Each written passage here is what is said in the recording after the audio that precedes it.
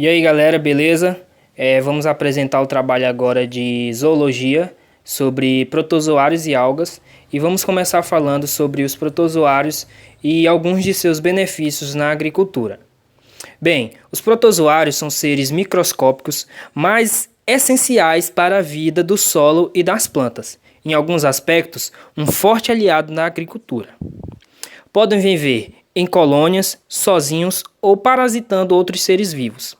A maioria dos protozoários são de vida livre e aquática, podendo ser encontrados na água doce, salobra ou salgada. Também levam vida livre em lugares úmidos, rastejando pelo solo ou sobre matéria orgânica em decomposição. E são desses que iremos falar. No solo, os protozoários são encontrados nos primeiros 15 a 20 centímetros, porque essa é a região de maior atividade para as bactérias que são a sua principal fonte de alimento. Assim como as bactérias, eles se congregam ao redor das raízes, que os proporcionam a necessária umidade que permitem a maior mobilidade possível na solução do solo. Durante os períodos de seca, os protozoários podem formar cistos altamente resistentes, que os permitem sobreviver em um estado dormente até que as chuvas retornem. Porém, essa parasitagem nas raízes das plantas é totalmente benéfica para as hospedeiras, pois os protozoários estimulam o crescimento das raízes, liberando auxinas, que são hormônios estimulantes para o crescimento radicular e foliar. As bactérias são as maiores responsáveis pela fixação do nitrogênio do ar no solo e nas raízes das plantas. As mesmas contêm 17% de nitrogênio, em virtude da sua relação carbono-nitrogênio ser a mais elevada de todas as formas de vida. Porém, para que esse nitrogênio seja liberado, as bactérias precisam se decompor. Os protozoários atuam acelerando esse processo. Na ausência de protozoários, pode haver explosão de quantidade de bactérias, e esse aspecto poderá comprometer a reciclagem de nitrogênio. Por isso, atuam na regulação do número desses grupos de organismos, mantendo o equilíbrio biológico do solo. Protozoários podem consumir organismos patógenos, incluindo doenças fúngicas e bacterianas. E, além disso, essa cadeia ela não para por aí. Os protozoários são o alimento favorito das minhocas, que são indicadores de fertilidade e qualidade do solo. Esses intestinos dos solos, as famosas minhocas, decompõem a matéria orgânica 4 vezes mais eficientemente do que o processo normal de decomposição. Elas defecam um fertilizante natural de qualidade insuperável.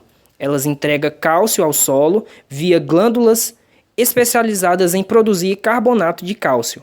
Elas aeram, decompõem detritos e remineralizam o solo. E elas ainda incubam uma gama de organismos benéficos nos seus intestinos, os quais não podem ser obtidos em nenhum outro lugar.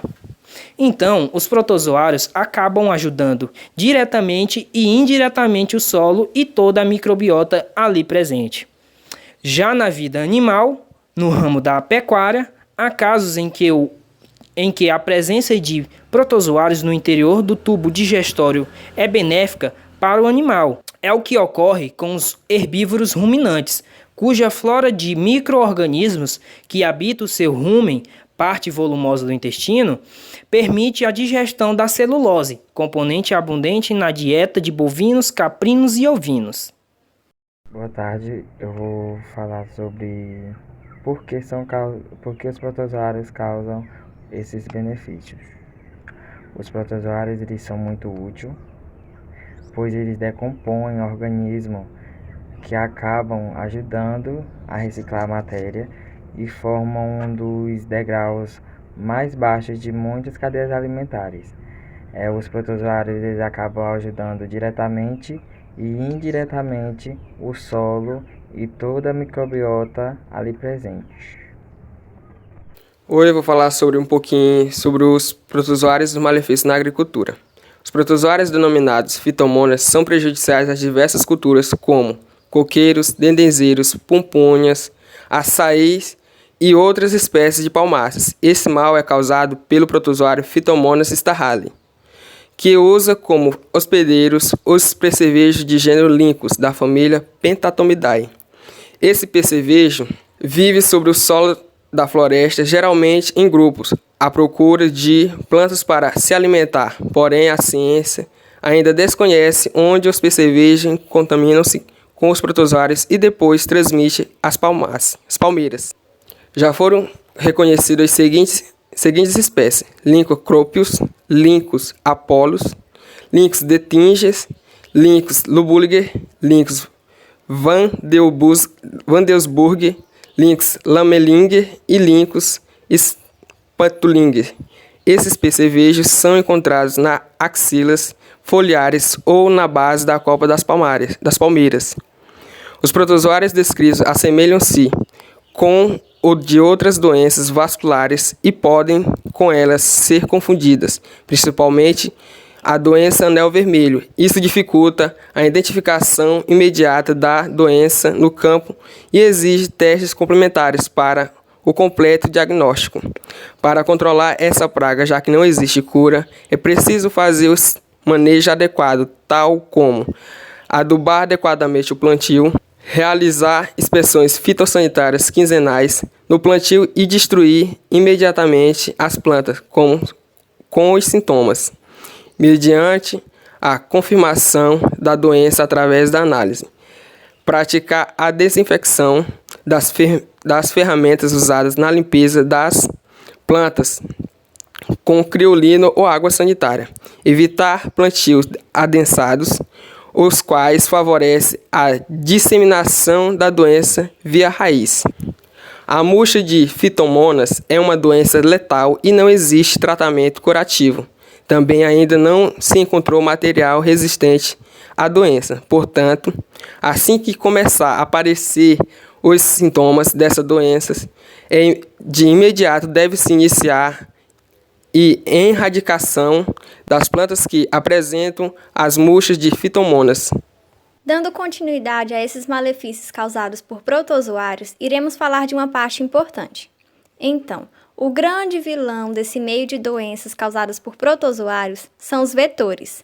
E o que são esses vetores? Os vetores são artrópodes, principalmente insetos, responsáveis pela veiculação biológica, ou seja, servem como um tipo de transporte de parasitas e micro-organismos a outros seres vivos. Como esses insetos carregam o parasita e acabam infectando outros animais ao se alimentarem. Um exemplo de vetor de protozoários é o mosquito da espécie Mutuca e a mosca de estábulos, que transmitem o protozoário Trypanosoma vivax. Esse hemoparasita é o causador da tripanossomose bovina. Primeiramente, o que é um hemoparasita? Eles são parasitas que vivem na corrente sanguínea dos animais.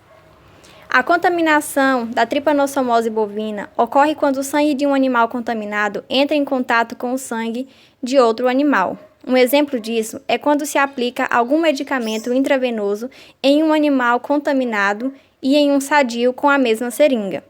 Outros vetores, também bastante conhecidos, são os percevejos do gênero Lynchus, da família Pentatomidae. São vetores do protozoário flagelado do floema, que provoca a murcha de Phytomonas, que é uma doença que provoca a morte de palmeiras. Porém, muitas vezes é difícil encontrá-los em plantas atacadas. Outro exemplo de maus causados por protozoários é a coccidiose suína, provocada por protozoários intracelulares. Seu agente causador é o Schistozospora suis. Essa contaminação ocorre quando o suíno se infecta ao ingerir os cistos esporulados presentes no ambiente, e essa infecção se dá normalmente pela falta de higiene com o local onde ficam os leitões. Como o protozoário invade a parede do intestino suíno, comprometendo sua microbiota intestinal, acabam causando uma forte diarreia nos leitões. Apesar de não ser fatal, causam muitos danos na produção. Olá, meu nome é Carla e eu vim falar sobre as algas e onde elas são encontradas. Bom, as algas são organismos que na atualidade são classificadas como pertencentes ao reino prototista, assim como os protozoários. Isso porque o referido grupo abriga aqueles seres vivos cuja classificação, baseada em relações de parentesco ainda não bem elucidadas, encontradas predominantemente em ambiente aquático, mas também em solo úmido. As algas podem apresentar somente uma ou várias células. Neste último caso, falamos em seu corpo é formado por um talo, que é um conjunto de células que não se diferencia em tecidos ou estruturas, tais como raiz, caule e etc. Minha explicação é que as algas constituem um grupo de hidrogênio de organismo que se caracteriza pela presença de clorofila. E por não possuírem um corpo dividido em raiz, caule ou folha, em razão da ausência de tecidos verdadeiros, podem ser organismos unicelulares ou multicelulares. É isso meu entendimento. A finalidade da alga na agricultura. Os extratos de algas, além de biofertilizantes, eles contêm diversos outros compostos com propriedades bioativas, como hormônios vegetais, auxinas, giberelinas, citocininas, ácido abscísico, etc. Aminoácidos, carboidratos, vitaminas, além de outros compostos não identificados, que atuam como bioestimulantes, promovendo o crescimento e o desenvolvimento das plantas. O motivo pelo qual elas são utilizadas na agricultura é para tornar o cultivo mais forte e saudável e prepará-lo para qualquer tipo de condição climática intensa. A alga Ascophyllum nodossum, que é mais utilizada nesse processo, é encontrada naturalmente no mar e seu uso com bioestimulantes traz benefícios diretos no cultivos agrícolas. Dentre os efeitos ocasionados pelo uso desse extrato, podemos destacar maior enraizamento, brotação e florescimento, frutos de melhor qualidade e maior durabilidade. Melhora na tolerância a estresse bióticos como doença causada por fungos, bactérias e vírus, danos causados por insetos e etc. E abiótico, solo salino, baixa disponibilidade de água, efeitos do frio como a geada, entre outros.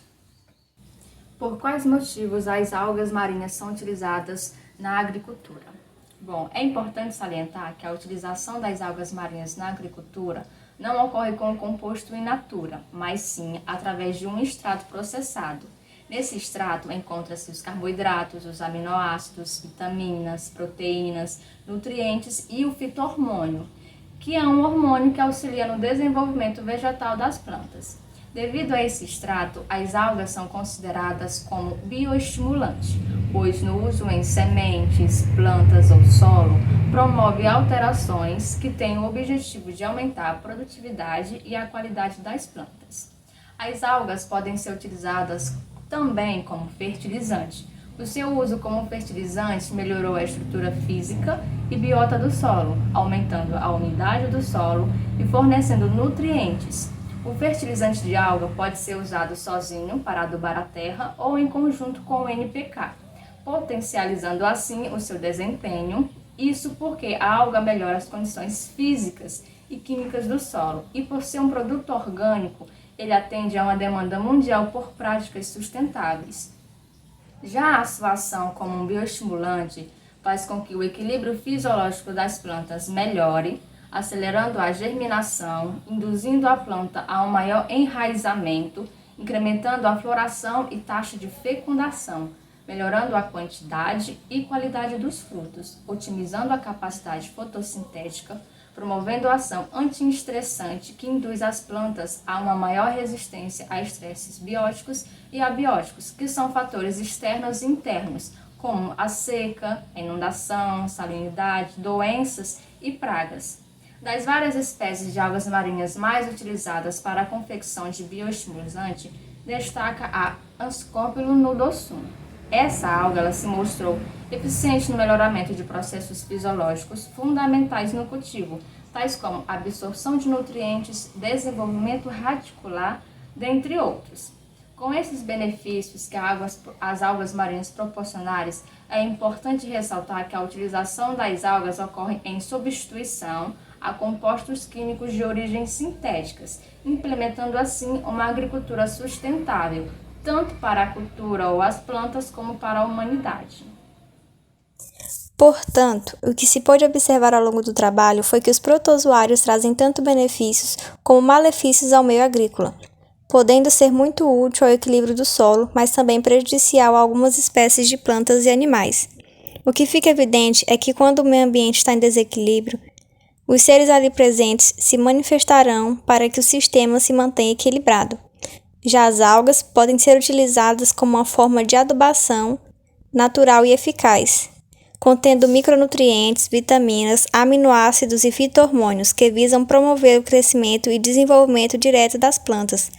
Assim, pode-se perceber sua importância na agricultura e a substituição de adubos químicos.